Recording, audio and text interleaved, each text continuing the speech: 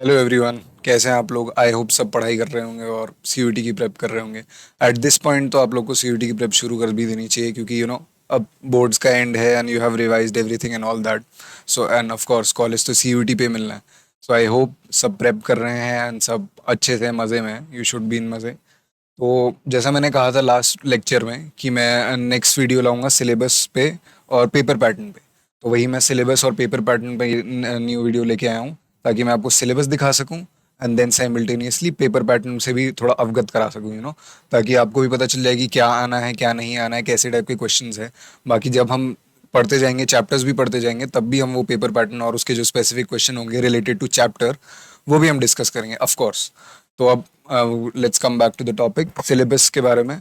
तो मैंने strategy video में भी कहा था कि सिलेबस एनसीईआरटी से काफ़ी सेम है, बट एनसीईआरटी से अलग भी एट द सेम पॉइंट, क्योंकि इसमें कुछ डिलीटेड चैप्टर्स है जो कि आपकी एनसीईआरटी में आपको नहीं मिलने वाले। अब अच्छा, अब ये सुन के सब सोचेंगे अरे सर हमें तो अलग से पढ़ना पड़ जाएगा, अब ये क्या पंगा है। अलग से पढ़ने वाली बात नहीं है।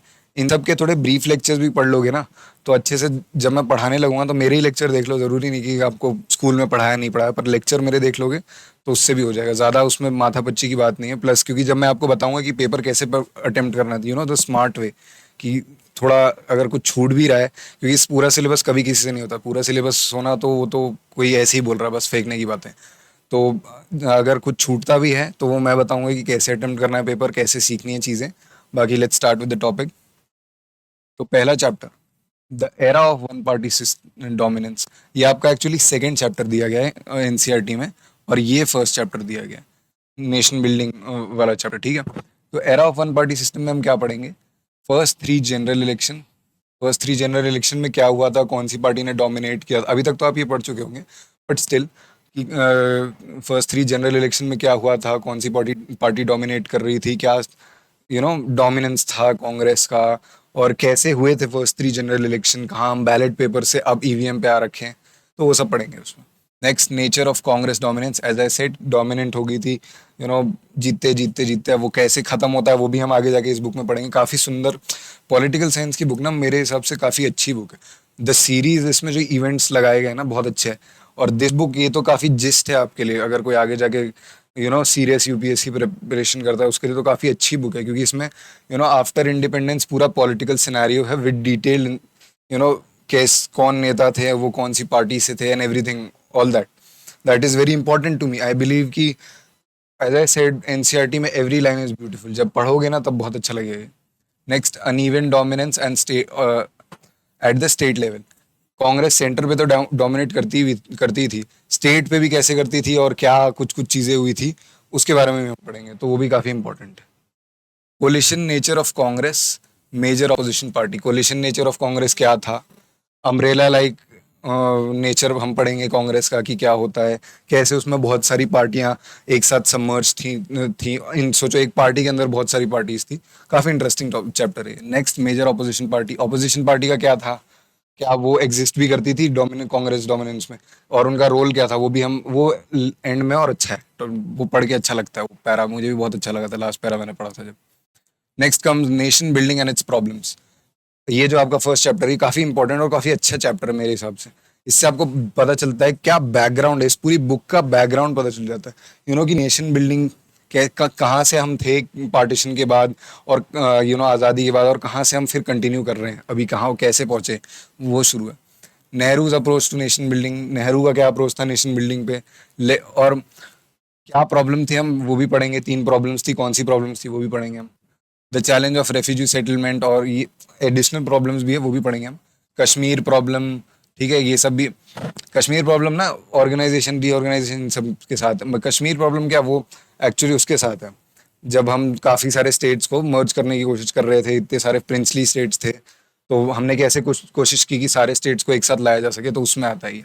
Next, organisation and reorganisation.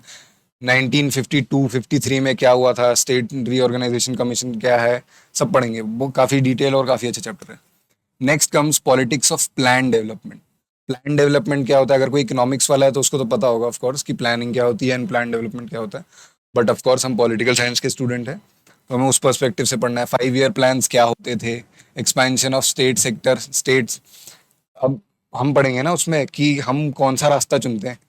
अलग अलग टाइप की इकोनॉमी होती है, मिक्स्ड इकोनॉमी होती है, कैपिटलिस्टिक इकोनॉमी होती है, सोशलिस्ट और भी होती है, पर बुक में हमें तीन के बारे में पढ़ना है। तो इन इकोनॉमी में हमने क्या चूज किया और क्या सिनेरियो था जो हमने वो चूज किया, और क्या मतलब सर्कमस्टांसेस की वजह से वो चूज किया हमने। न्यू इकोनॉमिक इंटरेस्ट, वो सब, famine and suspension of 5 year plan. एक हम प्लान्ड हॉलीडे के बारे में पढ़ेंगे। आपका हॉलीडे तो अलग होता है, पर ये भी एक हॉलीडे है जो काफी इंटरेस्टिंग हॉलीडे है, वो भी पढ़ेंगे हम, ठीक है। Next comes green revolution and its political fallouts. Green revolution कौन, अब चलो अच्छा बात है, थोड़ा कम इंटरेक्टिव करने के लिए अच्छी चीज मिल गई मुझे कि green revolution, father of green revolution किसको बोलते हैं इन इंडिया? फॉरेन में इट्स नॉर्मन, मतलब all over world it's Norman Borlaug. Rest in India आप कमेंट में बताएंगे, very easy question. Next comes India's external relations. ये भी बहुत इंटरेस्टिंग, कोई आईआर जिसको इंटरनेशनल रिलेशंस पसंद है या आगे जाके UPSC prep as I said, तो उसमें ना ये बहुत अच्छा टॉपिक है और बहुत इंटरेस्टिंग, मजा आता है ये पढ़ने में, ठीक है। ये भी अच्छा टॉपिक है। सिनो इंडियन वॉर ऑफ सिनो क्या होता है? चाइना की बात हो रही है, Indo China is different. Indo पाक वॉर ऑफ 1965, 71, 65 में क्या लाल बहादुर शास्त्री जी ने किया था, 71 में क्या हुआ था भैया इंदिरा गांधी के टाइम, क्या बांग्लादेश कैसे बना, वो सब सब डिटेल में पढ़ेंगे, ठीक है। Next comes India's nuclear programme and shifting alliances in world politics. हमारा न्यूक्लियर प्रोग्राम था, वो कैसे, मतलब कैसे उसने शुरू किया, कैसे हम न्यूक्लियर वेपन्स के बारे में सोच भी नहीं सकते थे, अब हमारे पास, हम भी एक न्यूक्लियर पावर है, ठीक, कौन उस किसकी देन है, कब टेस्टिंग हुई, सब पढ़ेंगे। Challenge to and restoration of Congress system. अच्छा, अब यहाँ पे हम डोमिनेंस के बारे में पढ़ेंगे। डोमिनेंस खत्म हो जाती है, फिर यहाँ पे बताएंगे डोमिनेंस कैसे खत्म हुई, क्या दिक्कत हुई, और अब कैसे खत्म हुई वो political succession after Nehru. Nehru के बाद क्या चीजें हुई कि कांग्रेस की हालत थोड़ी खस्ता हो गई। बहुत बहुत अच्छा टॉपिक है, पढ़ने में मजा आता है, ये भी बहुत अच्छा है। अब बोल, तुम लोग बोलोगे सर बोल रहे हैं सब अच्छा है, अच्छी है भाई, बुक अच्छी है, सब्जेक्ट अच्छा है, पढ़ने में मजा आता है, तभी तो पढ़ा। Next comes non Congressism and electoral upset of 1967। 1967 में कांग्रेस के साथ क्या हुआ था भैया, और क्या इलेक्टोरल अपसेट हुआ था, क्या रिजल्ट आया था, उसके बारे में पढ़ेंगे। मैं ज्यादा डिटेल में इसलिए नहीं जा रहा हूँ क्योंकि अभी जाऊंगा तो सब सरप्राइज टूट जाएगा, उस टाइम पढ़ोगे तो बहुत बढ़िया लगता है। कांग्रेस प्लस, वीडियो छोटी रखूंगा ना सिलेबस की, बड़ी थोड़ी कर दूंगा। Congress split and reconstitution. अब दो पंथ बन गए थे भाई कांग्रेस में, ठीक है। एक कांग्रेस ओ कहते हैं, एक कांग्रेस आर कहते हैं, अब क्या होते हैं फुल फॉर्म वो भी मैं आपको उस टाइम बताऊंगा, अभी नहीं। Next, Congress victory in 1971। 1971 के इलेक्शन में कांग्रेस कैसे जीती? वो इंदिरा गांधी ने जिताया, बहुत अच्छा स्लोगन भी था उस टाइम, गरीबी हटाओ, वो भी पढ़ेंगे हम, क्या सर्कमस्टांसेस में जीती Indira Gandhi. Next come crisis of constitutional order.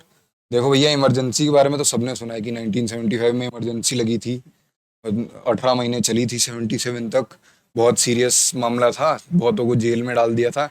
ऊपर ऊपर की बातें सबको पता है, न्यूज से भी सुनी होगी, अभी कुछ दिन पहले न्यूज में भी बहुत थी, ठीक है। तो अब पर इसमें हम डिटेल में पढ़ेंगे कि क्या था, कैसे सर्कमस्टांसेस बने, क्या हुआ, क्या चीजें हुई, क्या होती है कमिटेड ब्यूरोक्रेसी या जुडिशरी, सब वो डिटेल में पढ़ेंगे। देखो, search for committed bureaucracy and judiciary. अब ये कमिटेड टीनेज वाला कमिटेड नहीं, ये कमिटेड ब्यूरोक्रेसी और जुडिशरी ये अलग है, ये बायसनेस वाला है, वो वाला नहीं। नवनिर्माण मूवमेंट गुजरात में, बिहार में, अलग अलग जगह जो मूवमेंट्स हुए थे, ठीक है, उनके बारे में पढ़ेंगे। अलग अलग हस्तियों के बारे में पढ़ेंगे हम, ठीक है, जेपी नारायण, ठीक है, जॉर्ज फर्नांडिस, इन सब के बारे में पढ़ेंगे।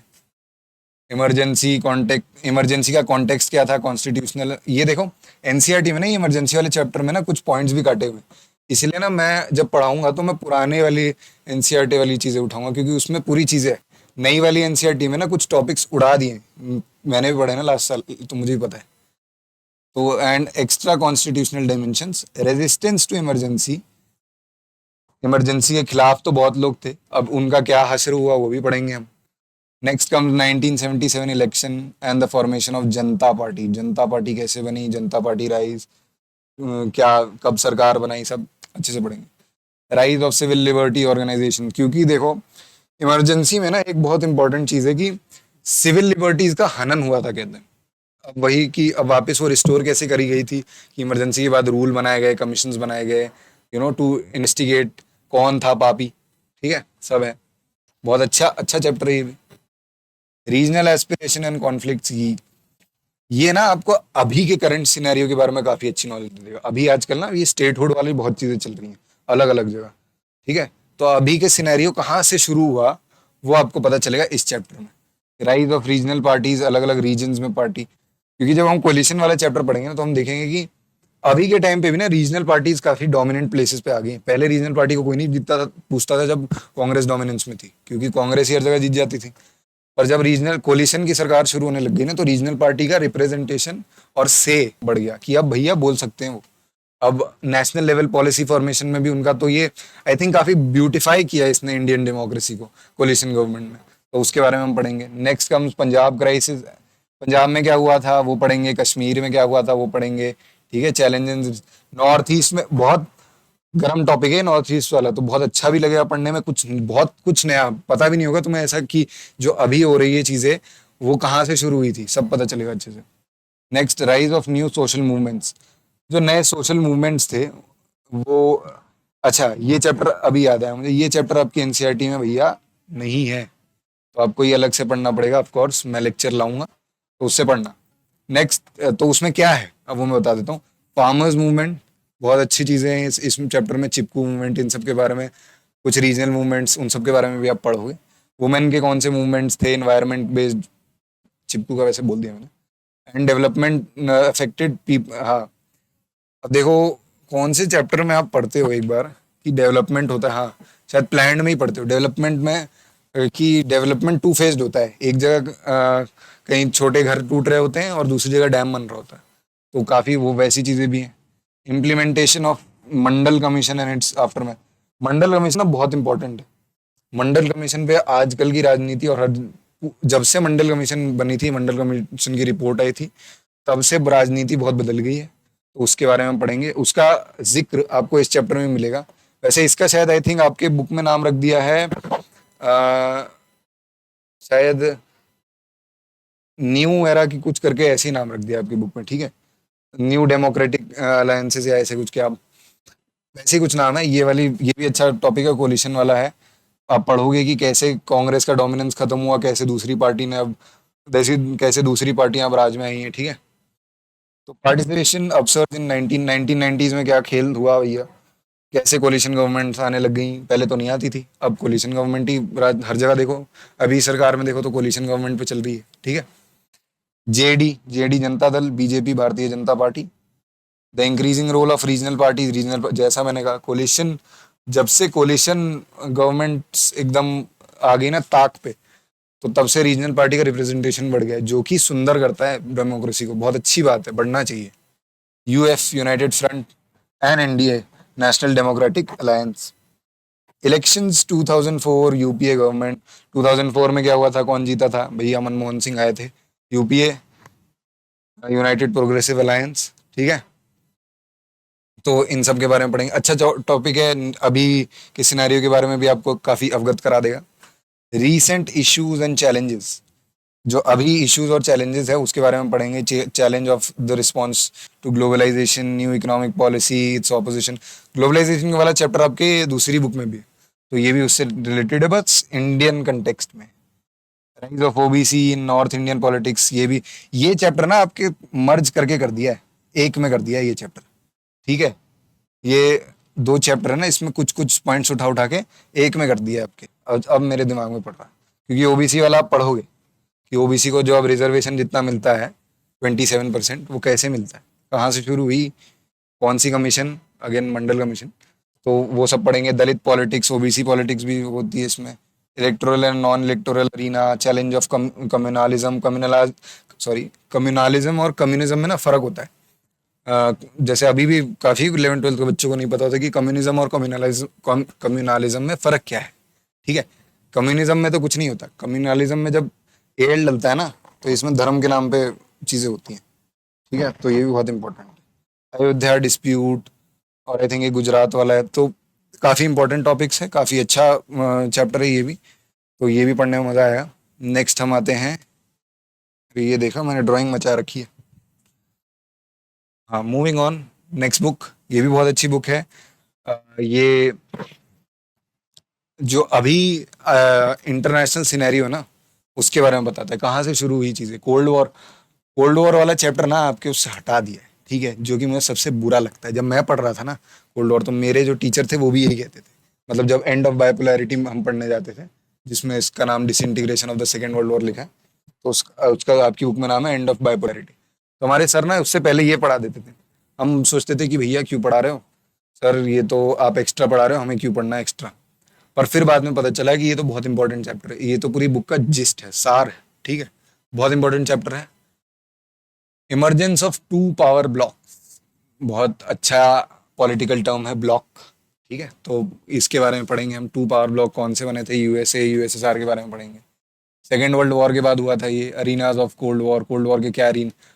कोल्ड वॉर में ना हॉट वॉर नहीं होता है, सामने सामने लड़ाई नहीं होती, तो इनने कुछ अरीनाज भी बना दिए थे, हम वो भी पढ़ेंगे कि कहाँ कहाँ पे युद्ध हुए, छोटे मोटे चुटपुट चुटपुट, जिसमें इनका थोड़ा थोड़ा पार्टिसिपेशन था। थोड़ा थोड़ा क्या मतलब, इनडायरेक्ट पार्टिसिपेशन था यार, अब क्या झूठ बोलूं। चैलेंजेस टू बायोपोलैरिटी, चैलेंजेस क्या थे बायोपोलैरिटी के, ठीक है, वो पढ़ेंगे हम। नॉन अलाइंड मूवमेंट, हाँ ये है इंडिया से रिलेटेड, ठीक है, कि हाँ देखो अब दो ब्लॉक जब बन जाते हैं ना, तो या तो इधर बटो या इधर बटो। तो कुछ देशों ने, स्पेसिफिकली शुरुआत में 5 देशों ने मिलके सोचा नहीं, हम ना इधर बटेंगे ना इधर बटेंगे, हम इधर हो जाएंगे, ठीक है। तो ये इधर होके ना इन्होंने नॉन अलाइड मूवमेंट बना दिया। बहुत इंपॉर्टेंट मूवमेंट है, बहुत अभी भी काफ़ी इंडिया इस पे चलता है। तो अच्छी हमारी फॉरेन पॉलिसी का बहुत बड़ा हिस्सा है non allied movement. The quest for new, ये भी पढ़ेंगे।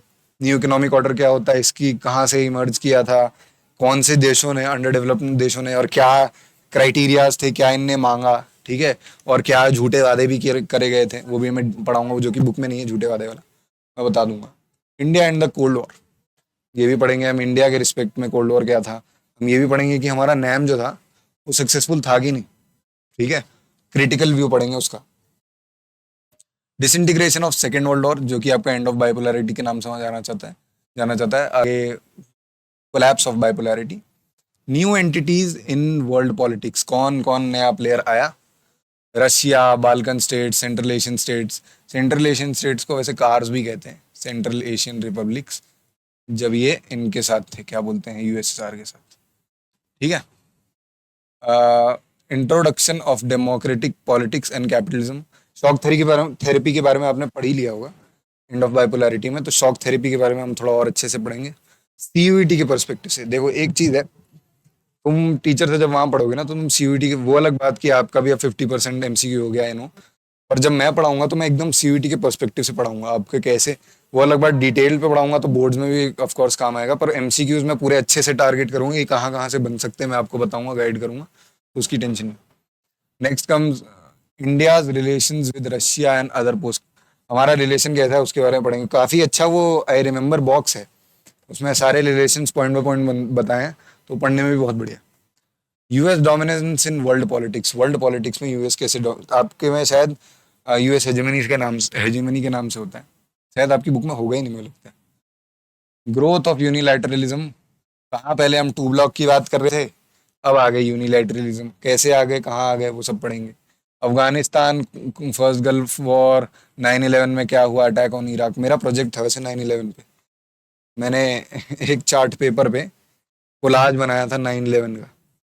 तो 9/11 भी बहुत अच्छा टॉपिक है, और गलती से मैंने उसमें एक मीम भी डाल दिया था, तो मुझे सर ने डांटा भी था, वो अलग बात है। एक क्या 2-3 डाल दिए थे, झूठ क्या बोलूँ मैं।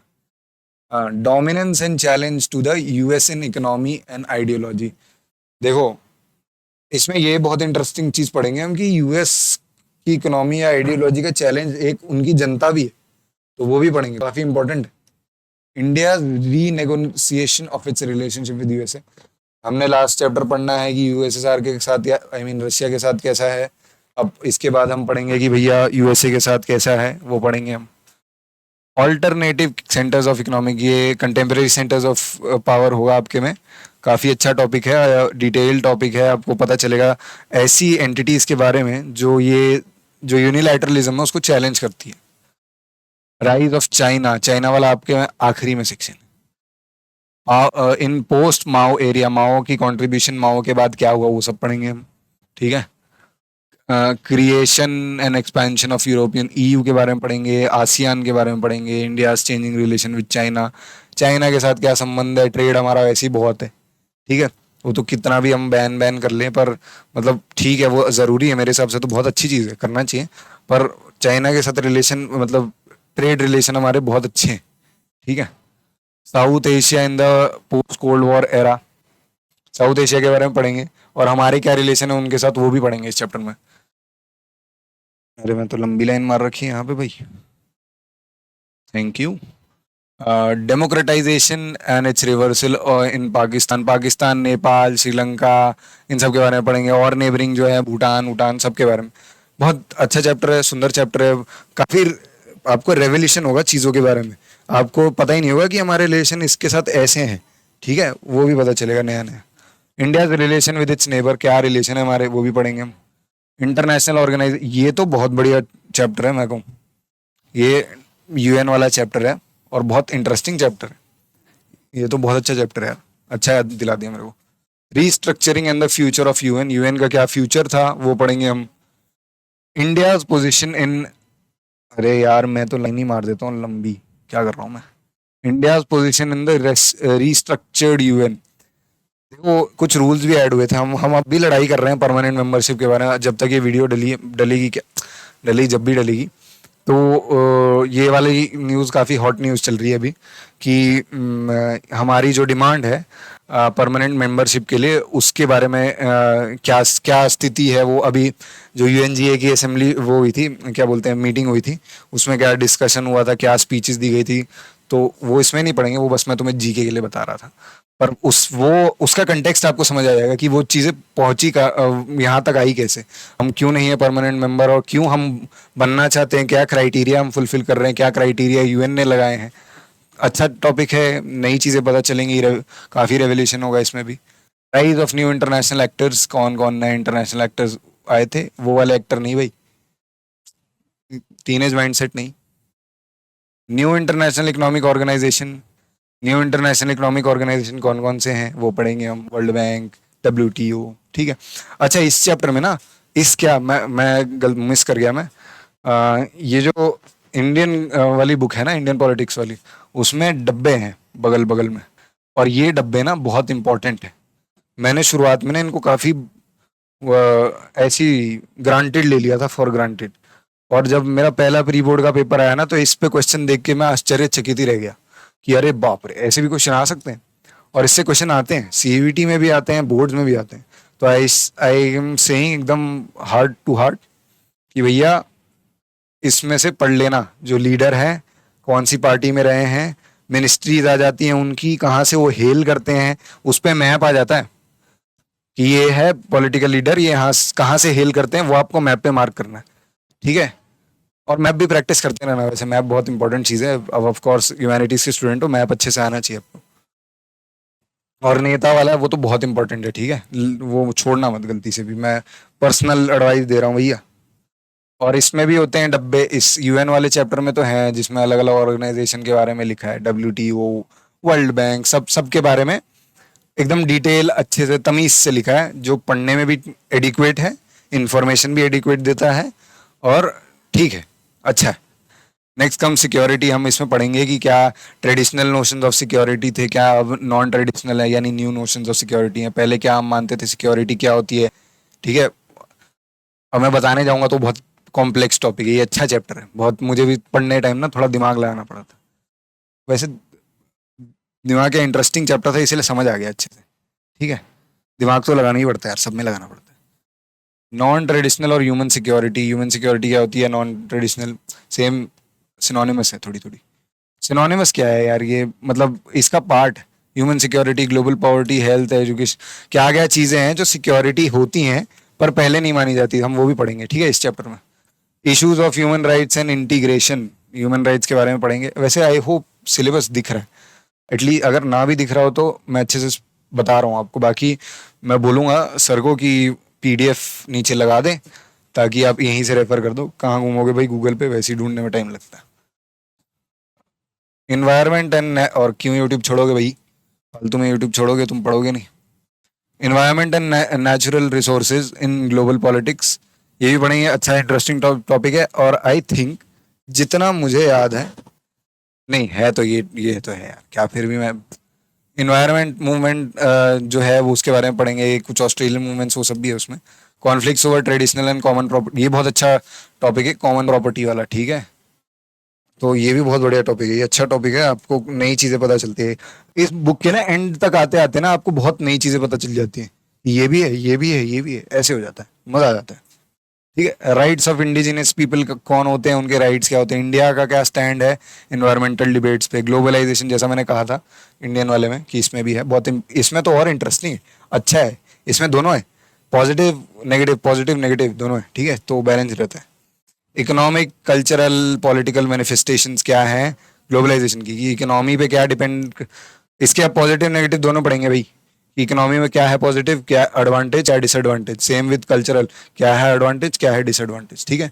Next comes political manifestation, same thing, politics में क्या है इसका, क्या ग्लोबलाइजेशन सरकारों को मैनिपुलेट करती है, वो पढ़ेंगे हम। Debates on the nature of consequences of globalisation, globalisation के जो कॉन्सिक्वेंसेज पॉजिटिव नेगेटिव सेम दोनों पढ़ेंगे। एंटी ग्लोबलाइजेशन, अच्छा ग्लोबलाइजेशन क्या होता है ना, इसका भी आपको एक नई डेफिनेशन इस चैप्टर में मिलेगी। ग्लोबलाइजेशन को ना काफ़ी सस्ते में ले लेते हैं, इसमें थोड़ी महंगे में लेंगे, ठीक है। मतलब आपको पता चलेगा कि मूवमेंट ऑफ व्हाट चार चीज़ें पता चलेंगी। अच्छे अच्छा टॉपिक है, India is an arena of globalization. India हर चीज़ ना इंडिया के परस्पेक्टिव से हम पढ़ेंगे, क्योंकि हम ऑफ कोर्स इंडियन स्टूडेंट्स हैं तो पढ़ेंगे ही, फॉरेन वाले भी होंगे वो अलग बात है, बट स्टिल कह रहा हूँ इंडिया के पर्सपेक्टिव से तो काफ़ी, दोनों बुक्स ना बहुत इंटरकनेक्टिंग और इंटरकनेक्टिंग टू टुडेज वर्ल्ड, तो अच्छा है पढ़ने में, अच्छा बहुत कुछ जीके के लिए अच्छा मिलेगा। अच्छा, अब मैं जैसा मैंने लास्ट वीडियो में कहा था कि मैं पेपर पैटर्न का भी थोड़ा डिस्कस करूंगा, तो ऑफ कोर्स मैं पेपर पैटर्न भी थोड़ा दिखा ही देता हूँ भैया। Import file,